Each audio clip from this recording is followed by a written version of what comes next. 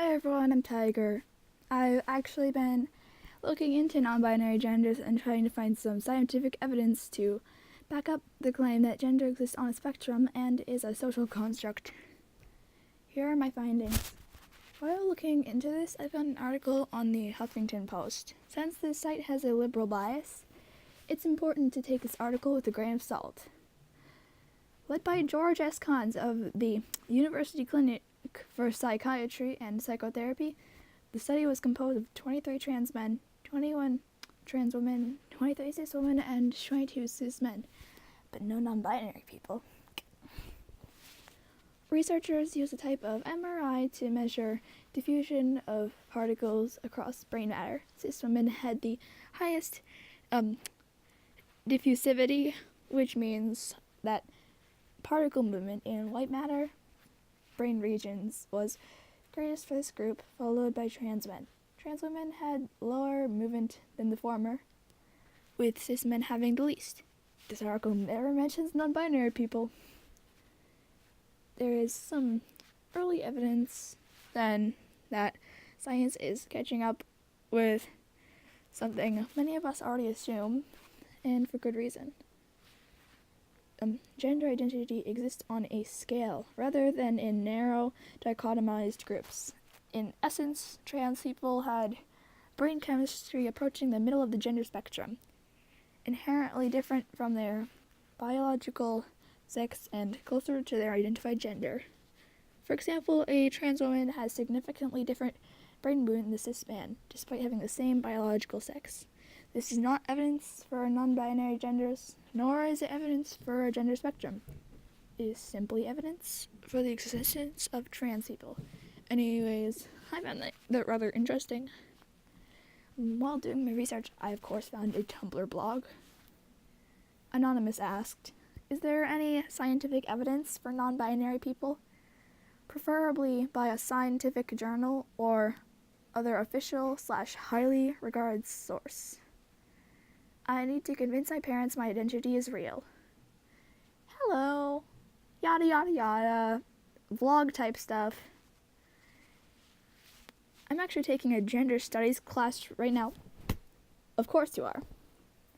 And we have done a lot of in-depth discussion regarding the gender binary in Western cultures. It's appalling how prevalent it is, really.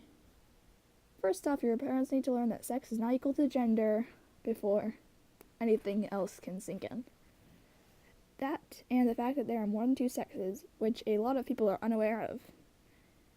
There are several distinct sexes observed in human beings with sex chromosomes of the typical XX and XY, in addition to XXX, XXY, XYY, and XL. There are also XX males and XY females. Yeah, but these aren't new genders, they're birth defects. Remember that any research done is undoubtedly biased. Well, duh. If your parents plop some research of their own into your lap, trying to disprove who you know yourself to be, burn it. Don't even bother looking at it, because it's wrong. How do I know it's wrong? Because you exist. Everyone exists. People who think there are two genders exist. Are they wrong? Are they wrong? Okay, now we'll be taking a look at an article by Psychology Today. When C.N. Lester shows up in the waiting room of, say, a doctor's office and is asked to fill out a personal information form, the inevitable question arises: M or F? The tattooed 30-year-old has developed a habit of inking an extra box and checking it. Well, you kinda have to check one. I don't know what they do for trans people, but you're not trans. Lester has quite a feminine appearance, therefore she is most likely not on hormones. Lester, who as a child hated being called a girl but never felt quite like a man trapped in a woman's body, came out as transgender 15 years ago. You see, I have a problem with you calling yourself transgender. By grouping yourself with MTF and FTM trans people, you are hurting them. You are causing transphobia. As an umbrella term, the word transgender refers to those whose sense of their gender differs from what is expected based on the sex characteristics with which they are born. The transgender stereotype, at least in mainstream culture, is a person who identifies as a quote-unquote other gender and switches from masculine appearance to a feminine one, or vice versa. That's what it is. Overlooked by much of the media are those who feel that they are not exclusively men or women. People like Lester, who would like their own box to check. They use labels like non-binary, genderqueer, or one of those many related terms that generally describe a sense of gender that's beyond or somewhere in between the concepts of man and woman. I have no problem with that. Be who you want. Identify who you want. For the estimated 1/10 to 0.5% of Americans who identify as transgender, the label they received at birth doesn't fit. They recall a persistent and long-term sense of discord, often beginning in childhood, between their sense of themselves and their sex characteristics, the gender they're grouped with in school, and how they are expected to behave. The disconnect, a sign of what psychologists call gender dysphoria, may grow as pubertal changes take hold.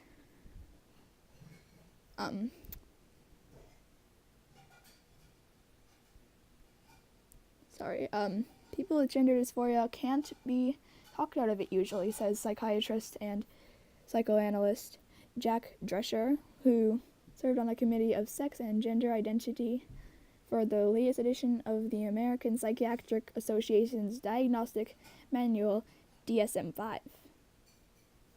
Most children who exhibit signs of gender dysphoria do not grow up to be transgender adults, he says.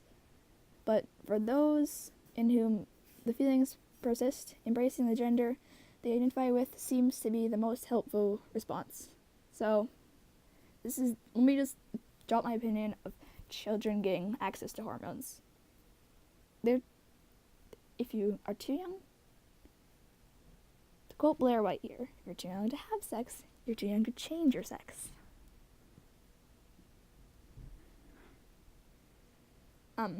The origins of gender dysphoria remain poorly understood.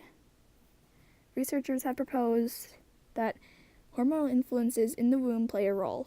A 2010 report in Progress in Brain Research explains that the processes that sexually define the genitals and the brain take place at different times in utero. In rare cases, the authors wrote, the two processes may be incongruent. In other words, influenced differently by masculinizing hormones, so the person is born with both a latent feeling of having one gender and the external characteristics typically associated with another.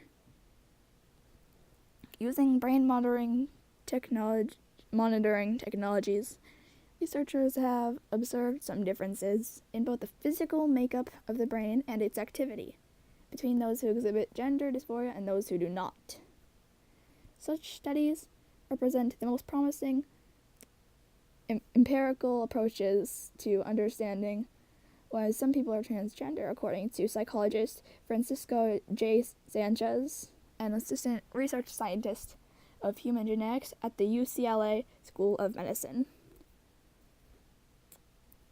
Scant research has focused specifically on transgender people who espouse a non-binary label.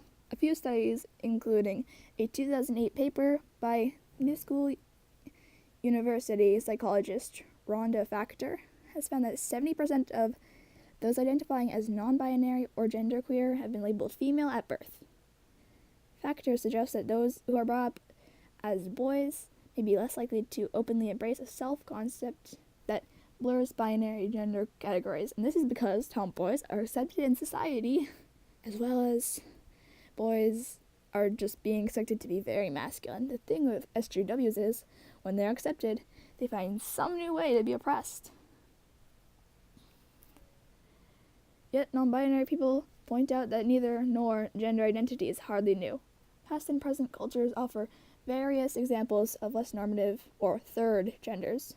More than 100 Native American societies are thought to have included a two-spirit or flexible gender category, and in South Asia, the traditional community of the Hijras has long offered a place for individuals who consider themselves neither men nor women. India has recognized an official third gender category last spring. Yes, and this is cultural. It does not necessarily reflect science or biology. Frankie Reeves, a transgender outreach worker in London who was raised as a boy, had long felt a strong sense of femininity, despite not exactly feeling like a woman. Yes, he is a feminine man. There's absolutely nothing wrong with that. At first, Reeves thought it might be a sign of homosexuality, but lacked an attraction to men. Discovering information about non-binary identity on the internet was a revelation, offering a mode of self-definition and opportunities to meet others. By the time I was ready to come out and say, I'm trans, those options were already available to me. Of course he had discovered it on the internet.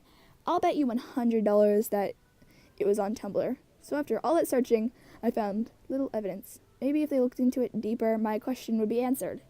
In conclusion, there is evidence for transgenderism. However, non-binary identities seem to be down to feelings.